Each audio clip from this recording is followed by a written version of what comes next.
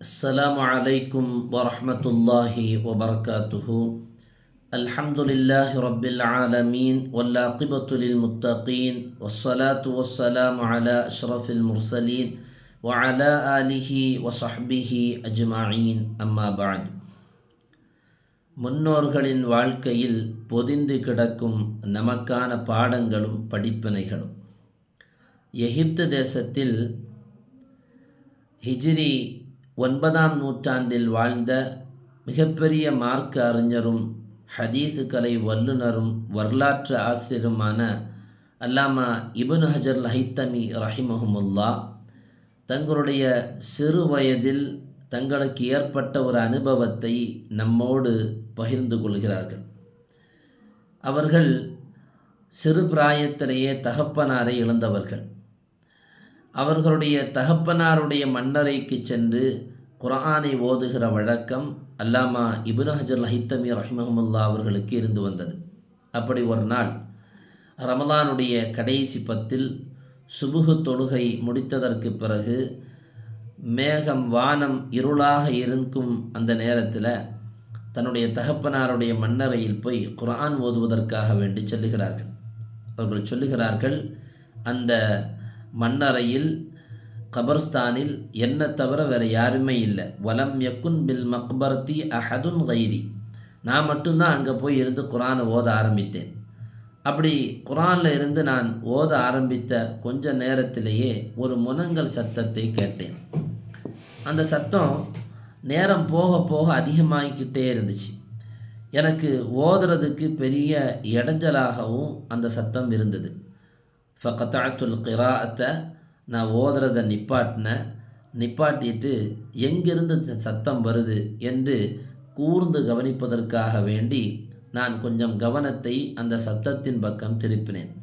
அப்படி நான் கூர்ந்து கவனித்த போது ஃபசமிஅத்து சௌத்ததாலிக்கல் அஸாபி மின் தாஹிலிஹி, அது ஒரு மண்ணறையிலிருந்து வர்ற சத்தங்கிறத விளங்கிக்கிட்டேன். அந்த மண்ணறையில் இருப்பவருக்கு கொடுக்கப்படுகிற தண்டனையினால் அதை தாங்க முடியாமல் அவர் எழுப்புகிற அந்த சத்தம்தான் அப்படிங்கிறது நான் ஓதலையெல்லாம் நிப்பாட்டிட்டு கேட்டபோது விளங்கிட்டேன். அந்த சத்தம் போக போக அதிகமாக என் உள்ளத்தில் என்ன அறியாமலே பயம் வர ஆரம்பிச்சிருச்சு. உள்ளம் நடுங்க ஆரம்பிச்சிருச்சு. அந்த சத்தம் அப்படியே கொஞ்சம் நேரமாக இருந்துக்கிட்டே இருந்தது. எந்த அளவுன்னா, இருள் அப்படியே மாறி வானம் வெண்மையாகிற அந்த நேரம் வரையிலையும் அப்படியே அந்த சத்தம் இருந்துக்கிட்டே இருந்தது. வானம் வெண்மையான பின்னால் அப்படியே இருள் மாறி போனதுக்கு பிறகு அந்த சத்தம் கேட்குறது அப்படியே அமைதியாகி அப்படியே அடங்கி போனது. அதுக்கு பிறகு அந்த பக்கமாக ஒருத்தர் போனார். அந்த மண்ணறைக்கு பக்கத்தில், அந்த கபர்ஸ்தான் பக்கத்தில் ஒருத்தர் நடந்து போன போது நான் அவரை கூப்பிட்டு கேட்டேன், கபுரு மன் ஹாதா, இது யாருடைய கபரு, யாருடைய மன்னரை, இங்கே யார் அடக்கம் செய்யப்பட்டிருக்கிறா, இவரை பற்றி உங்களுக்கு ஏதாவது தெரியுமா என்றெல்லாம் நான் விசாரித்த போது அந்த நபர் சொன்னார், இவரை எனக்கு தெரியும், நான் சின்ன வயசில் இவரை பார்த்துருக்கிறேன், இவர் எப்போதும் பள்ளிவாசலோடு தொடர்புள்ளவராக இருந்தார், உரிய நேரத்தில் தொழுகையை நிறைவேற்றக்கூடியவராகவும் இருந்தார். அது மட்டுமல்ல, இவர் தேவைக்கு தான் பேசுவார், தேவையில்லாமல் எதையும் பேச மாட்டார் என்றெல்லாம் அவரை பற்றி அவர் விளங்கி வைத்திருந்ததை, வெளிப்படையாக விளங்கி வைத்திருந்ததை அவரை பற்றி சொன்னார். அப்போது அவருடைய அந்த மெசேஜ் எனக்கு மன திருப்தியை கொடுக்கலை. உண்மையிலே இப்படி மண்ணறையில் தண்டனை கொடுக்கப்பட்டு இப்படி இவர் வேதனைப்படுகிறார் என்று சொன்னால் இவரை பற்றிய உண்மை நிலை தெரிந்தவர்களிடத்தில் விசாரிக்க வேண்டும் என்று சொல்லி அல்லாமா இப்னு ஹஜர் ஹைத்தமி ரஹிமஹுமுல்லா அவர்கள் இவர்களை நெருங்கியவர்களிடத்தில் போய் விசாரிக்க ஆரம்பிக்கிறார்கள். அப்படி விசாரிப்பதற்காக வேண்டி இப்னு ஹஜர் ஹைத்தமி ரஹிமஹுமுல்லா அவர்கள் புறப்பட்டு செல்கிறார்கள். அவர்கள் புறப்பட்டு செல்லட்டும், அதற்கு முன்னால் ஒரு சில விஷயங்களை இன்ஷா அல்லாஹ் இங்கே நம்ம கவனிக்க வேண்டியது இருக்கிறது. அதாவது, பொதுவாக மண்ணறையில் தண்டனை வழங்கப்படுமா?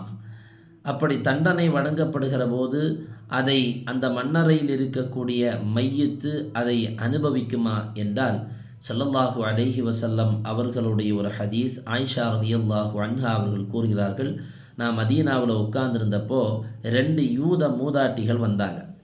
2 பேரும் என் கூட பேசிக்கிட்டே இருந்தவங்க திடீர்னு சொன்னாங்க, பாவிகள் மண்ணறையில் வேதனை செய்யப்படுகிறார்கள் என்று. இப்போ அந்த 2 பேரும் சொன்ன அந்த விஷயத்தை கேட்குறதுக்கு ஏற்றுக்கொள்கிறதுக்கு எனக்கு மனம் வரலை. அந்த 2 பேரும் கிளம்பி போனதுக்கு பின்னால் ஸல்லல்லாஹு அலைஹி வஸல்லம் அவர்கள் வந்தார்கள். நான் பெருமானார் அவர்களிடத்தில் இந்த 2 பேர்களும் சொன்ன தகவலை சொன்னேன். பெருமானார் ஸல்லல்லாஹு அலைஹி வஸல்லம் அவர்கள் சொன்னார்கள், அந்த 2 பேர்களும் சொன்னது உண்மைதான். பாவிகள் மண்ணறையில் வேதனை செய்யப்படுகிறார்கள்.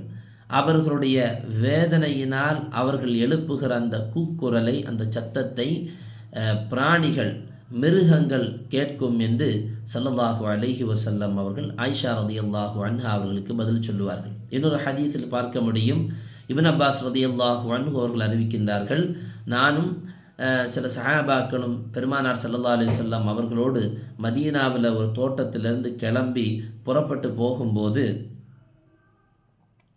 ஒரு இடத்தில் வைத்து ஸல்லல்லாஹு அலைஹி வஸல்லம் அவர்கள் 2 மண்ணறையை கடந்து செல்கிறார்கள். இப்போ அந்த மண்ணறையில் இருக்கக்கூடிய 2 பேர்கள் தண்டனை வழங்கப்படுகிற அந்த தண்டனையின் மூலமாக அவர்கள் இடுகிற அந்த சப்தத்தை பெருமானார் அவர்கள் கேட்டுவிட்டு சொன்னார்கள், இந்த 2 மண்ணறை வாசிகளும் தண்டனை வழங்கப்படுகிறார்கள். பெரிய விஷயத்துக்கெல்லாம் ஒன்றும் இல்லை, அதாவது ஒரு பெரிய பாவம் செய்ததுக்காக வேண்டியெல்லாம் அல்ல. இருந்தாலும் அவர்கள் செய்த பாவம் என்னன்னா, ஒரு ஆள் சிறுநீர் கழித்து விட்டு சுத்தம் செய்வதில்லை, இன்னொருவர் கோல் மூட்டுகிற பழக்கம் இருந்தது. அதாவது ஒருத்தருக்கு ஒருத்தர் கோல் மூட்டிக்கிட்டு சண்டை மூட்டி விடுற பழக்கம் இருந்தது. இந்த 2 விஷயத்துக்காக வேண்டியும் இந்த 2 பேர்களும் இங்கே தண்டனை செய்யப்படுகிறார்கள். அதனுடைய சத்தத்தை பெருமானார் ஸல்லல்லாஹு அலைஹி வஸல்லம் அவர்கள் கேட்டுவிட்டு சஹாபாக்களுக்கு சொல்கிறார்கள். இப்போது அந்த மிருகங்களும் கபரில் இருப்பவர்களுடைய தண்டனையினால் ஏற்படுகிற சத்தத்தை கேட்கிறது. ஸல்லல்லாஹு அலைஹி வஸல்லம் அவங்களும் கேட்டதாக ஹதீஸில் பார்க்கிறோம். இந்த 2ஐயும் வச்சு அல்லாமா இப்னு ரஜப் ரஹிமஹுமுல்லா அவர்களுடைய அஹ்வாலுல் குபூர், அதாவது மண்ணறைகளுடைய பயங்கரம் என்கிற கிரந்தத்தில் எழுதுகிறார்கள், அல்லாஹு யாருக்கு நாடுகிறானோ அவனுடைய அடியார்களில் அவர்களும் மண்ணறையில் கொடுக்கப்படுகிற அந்த தண்டனையினால் எழுப்பப்படுகிற சத்தத்தை கேட்க முடியும், அப்படி கேட்பார்கள் என்பது இப்னு ஹஜர் ரஹிமஹுமுல்லா அவர்களை போன்ற பெரும் இமாம் பெருமக்களுடைய சொல்லாகவும் கிதாபுகளில் பார்க்க முடிகிறது. அப்போ ஆக சுருக்கமாக மண்ணறையில் கொடுக்கப்படுகிற தண்டனையுடைய சத்தத்தை நபி அவர்கள் கேட்டிருக்கிறார்கள், மிருகங்கள் கேட்கிறது, அதை போல அல்லாஹ் நாடியவர்களும் கேட்கிறார்கள் என்பதை நாம் இந்த ஹதீஸிலிருந்தும் இமாம்களுடைய சொற்களிலிருந்தும் விளங்கி கொள்ள முடிகிறது. இப்போ விஷயத்துக்கு வருவோம். அல்லாமா இப்னு ஹஜர் ஹைத்தமி ரஹிமஹுமுல்லா அந்த மண்ணறையில் இருப்பவருக்கு நெருக்கமானவர்களிடத்தில் போய் அவரை பற்றி விசாரிக்க போனவர்கள் அப்படி விசாரிக்கிறார்கள்.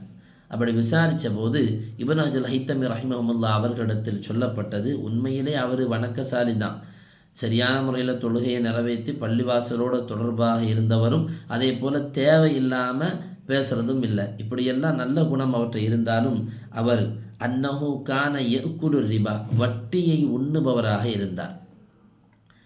வட்டி சாப்பிட்ற பழக்கம் அவருக்கு இருந்துச்சு. வட்டியின் மூலமாக பொருளாதாரத்தை ஈட்டுகிற பழக்கம் அவருக்கு இருந்தது. எந்த அளவுக்குன்னா ஃபைன்னஹு கான தாஜிரன், அவர் ஒரு வியாபாரியாக இருந்தார். அந்த வியாபாரத்தின் மூலமாக பெரிய பொருளாதாரம்னா அவர்கிட்ட இருந்தது.